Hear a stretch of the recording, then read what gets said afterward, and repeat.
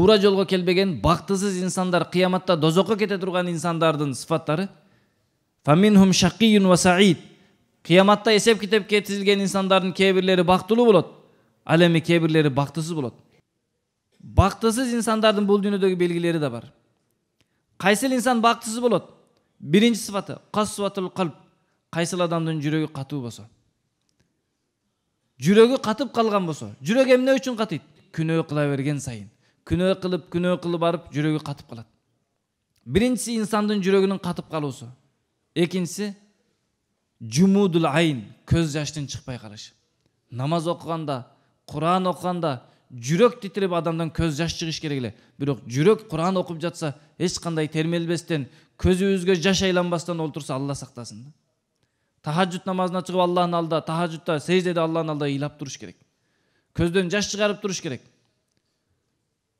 Бактысыз инсандардын көздөрүнөн жаш чыкпайт эч качан дейт. Үчүнчү сыфаттары ар-рагбату фид дунья, дүйнөгө катуу кызыгат.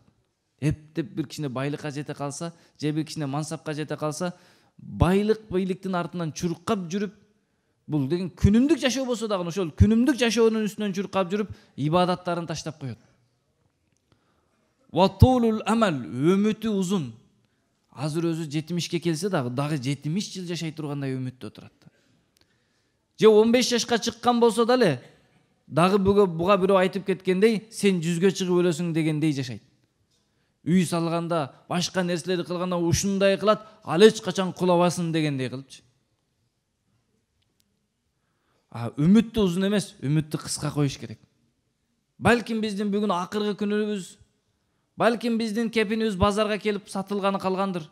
Биз аны кайдан билебиз? Ошол үчүн үмүттү кыскарса өмүр кыскарбайт. Үмүттү узарса өмүр узарбайт да. Ал жөн гана нерсе. Биздин ичибизден үмүт узун боло турган болсо шайтан алдайт. Жашоо көп, али көп жашайсың. Азыр буларды кылып ал, пенсияга чыкканда, картайганда ибадат кыла бересиң деп бизди алдап коет. Биз ошого ишенип алабыз.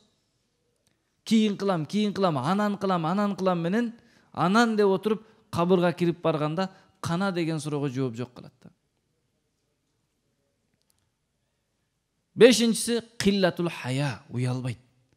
Уялбайт дагы, жаман иштерди кылат, туура эмес нерселерди айтат дагы, мен ушундай бетке айтам дейт. Бүт жаман иштердин баарын бир жакшы сөз менен жаап коет. Мен ушундай бетке айтам да. Уят жок өзү бул нерсе, аккат айтып атам деп коет. Кичине ошо уятты да кагазга ороп айтса болбой беле? Ал эми бактылуу инсандардын белгиси десе, линил калб.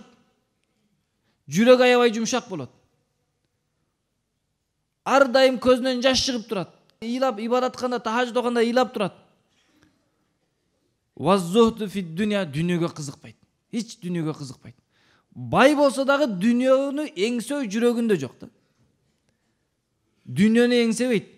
Барыга шүгүр кылат, жогуна сабыр кылат. Андан кийинки алардын сыфаты касрул амал, үмүтү кыска. Менин жакында өлүп кетишим мүмкүн. Жашоо кыска. Аз калды, бир аздан кийин акыретке кайтабыз деп үмүтүн кыска кылып жашайт. Ал эми бешинчиси касратул хая, көп уялат.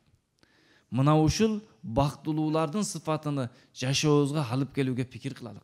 Биздин жүрөгүбүз жумшаш үчүн эмне иш кылышыбыз керек? Биздин көзүбүздөн ар дайым жаш чыгып ыйлап туруш үчүн эмне кылышыбыз керек? Дүйнөгө кызыгууну кетириш үчүн эмне кылышыбыз керек? Ал эми үмүттү кыска кылыш үчүн эмне кылыш керек? Пайгамбар алейхиссалату вассалам айтат: силер өлүмдү эстеп турга, хазимул лаззатил маут. Биз күндө күнгө эстеп туралы өлүмдү.